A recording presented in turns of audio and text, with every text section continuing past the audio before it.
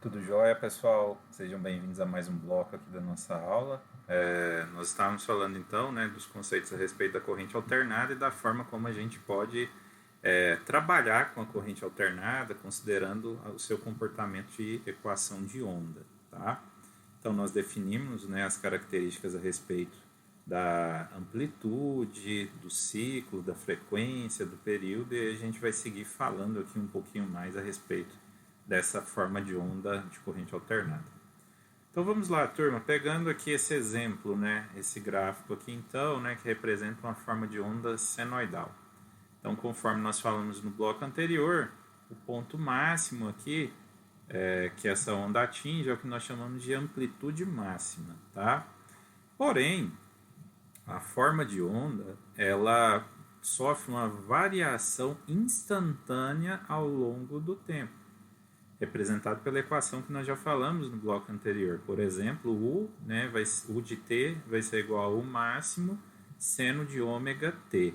Se eu pegar o intervalo de tempo aqui da minha onda e substituir na equação da onda, eu vou conseguir identificar exatamente qual é o valor instantâneo da tensão ou da corrente naquele exato momento em que eu estou querendo calcular. Tá? Por que eu estou falando isso?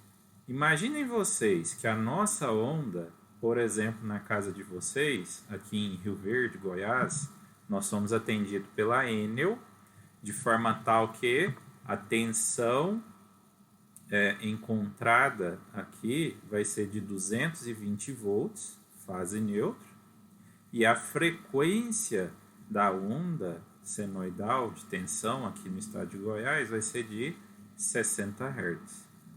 Imaginem que se a onda tem uma frequência de 60 Hz, quer dizer que ela repete 60 vezes, ou seja, ela possui 60 períodos desse aqui em um único segundo, tá? Imaginem o quanto essa onda varia ao longo desses 60 ciclos em um segundo. Agora vocês imaginem se nós tivéssemos que medir esta onda. Seria praticamente impossível, né? Você imagina, você medir algo que varia durante um período e esta onda característica, ela varia 60 períodos, né? 60 vezes, né? Completa 60 períodos em um segundo. É praticamente impossível você calcular essa quantidade de valores instantâneos, tá? Então, para isso, pessoal, criou-se outras grandezas características para essa onda, tá? E uma dessas outras grandezas características é o que nós chamamos de valor médio, tá? O que vai ser esse valor médio? O valor médio ele vai me dar basicamente a razão entre a área daquela região entre a forma de onda e o eixo X, tá? Vocês devem se lembrar muito bem dessa questão de área quando vocês aplicavam a integral para o cálculo de área, não foi isso? Então, se eu fizer a integral de uma função do semiciclo positivo dessa onda, eu vou descobrir qual é o valor dessa área entre a onda e o eixo X.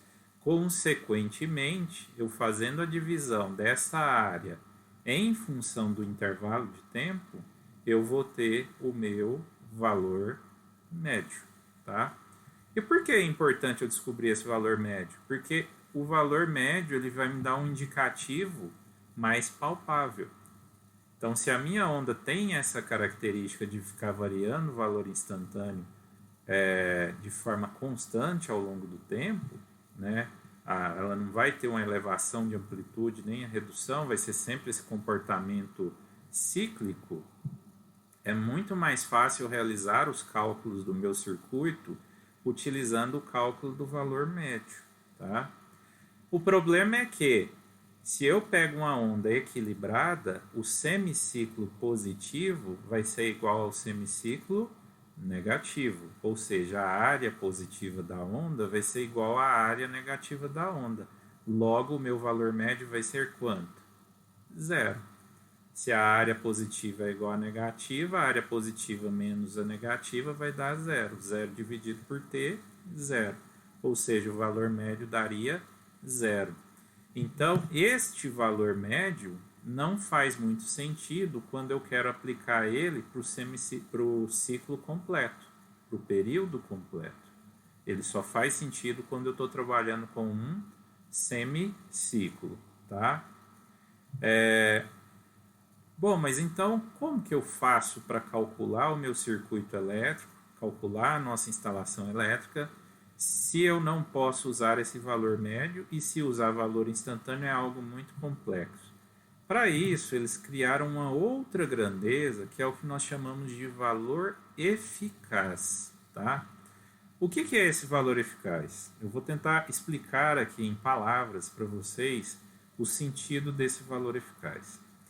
Imaginem que quando você pega essa forma de onda e aplica em uma lâmpada ou um resistor qualquer, se for na lâmpada, a lâmpada vai acender. Se for num resistor qualquer, um chuveiro, por exemplo, ele vai aquecer, né? Nos dois casos, tanto a lâmpada quanto o chuveiro, eles vão aquecer, vai produzir calor, vai dissipar calor, tá?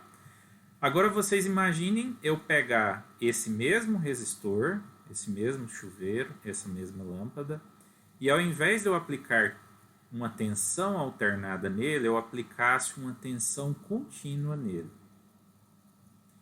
O valor eficaz, pessoal, vai representar exatamente o valor equivalente em tensão contínua necessário para produzir um trabalho ou aquecimento equivalente àquele produzido pela forma de onda alternada. Tá? Então, repetindo, pessoal, o valor eficaz representa o valor em corrente contínua necessária para produzir o mesmo equivalente de aquecimento, ou seja, a mesma energia dissipada em calor na forma de aquecimento, alcançado através da forma de onda de corrente alternada, tá? Então, essa é a equivalência física do valor eficaz, tá? Mas e matematicamente, como eu posso representar esse meu valor eficaz? Eu não fiz aqui a definição matemática porque é uma dedução de 2 páginas de caderno, então vai demorar um pouquinho, né? E como o objetivo nosso é o uso da grandeza e não a definição matemática dela, basta vocês relembrarem que o valor eficaz é representado pela raiz média quadrática, tá?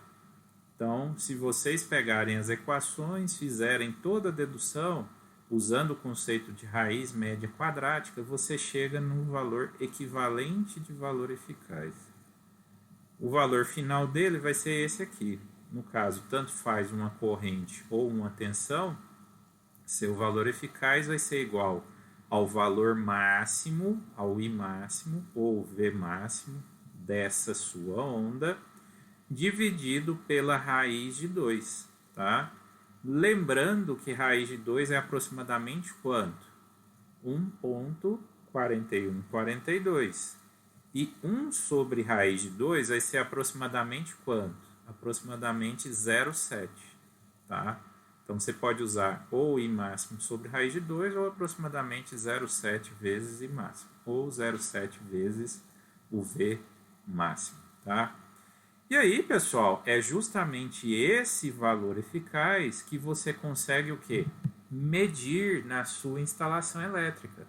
Então, esse valor que você pergunta aí na sua casa, qual que é a tensão da minha tomada? Ou, né, agora que vocês já assistiram essa aula, qual é a diferença de potencial na minha tomada? A diferença de potencial da minha tomada tem um valor eficaz de 220 volts. Então, é justamente este valor que está aqui representado no nosso gráfico. É essa reta de cima aqui, aproximadamente 0,7 de U máximo, tá? E aqui, só para ilustrar para vocês, logo abaixo, o valor médio, que é aproximadamente 0,637 do valor máximo, tá? Então percebam por que nós não utilizamos o valor médio e sim valor eficaz para representar a nossa forma de onda. Ah, professor, mas você tinha falado que o valor médio de uma onda equilibrada é zero. E o valor eficaz? O valor eficaz ele é constante. Então, ele vai ser aproximadamente 0,7 do V máximo o tempo todo. Independente se a forma de onda ela possui uma parte de semiciclo positivo e uma parte negativa, tá? Então, só para vocês terem uma ideia, complementando aqui essa nossa questão, se o valor eficaz de uma onda de tensão na tomada de sua casa é de 220 volts, 220 vezes raiz de 2 vai dar aproximadamente 310 volts. Então, mesmo que você não meça a onda de tensão lá na sua tomada, você só conhece o valor eficaz, você sabe que o valor instantâneo máximo que ela atinge será de 310 volts, tá? Então, só mostrando aqui para vocês nesse exemplo exatamente esse cálculo que você pode fazer. Aqui um outro exemplo, pessoal. Então, vamos pensar aqui nesta nossa forma de onda, ó. Vamos lá, ó. A expressão matemática de uma tensão alternada aplicada a um resistor é a seguinte. Tem aqui a equação da minha onda, ó. V é igual, só lembrando, né, que a equação da onda é V é igual a V máximo seno de ômega t. Então, V máximo aqui em questão vale 200 e o ômega é igual a 628. Então, se eu quisesse representar graficamente, eu sei que a minha senoide teria um valor máximo de 200 e um valor mínimo de menos 200. Mas qual seria o período e frequência da minha onda? Ora, se eu conheço o ômega, eu sei que ômega é igual a 2πf. Logo, eu consigo fazer o quê? Isolar a frequência, fazendo 628 sobre 2π, eu acho a minha frequência.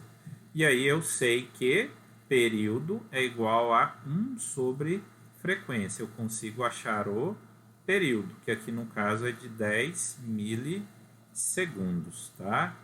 Basta eu fazer 1 sobre 10, eu acho a frequência para esse período de 10 milissegundos.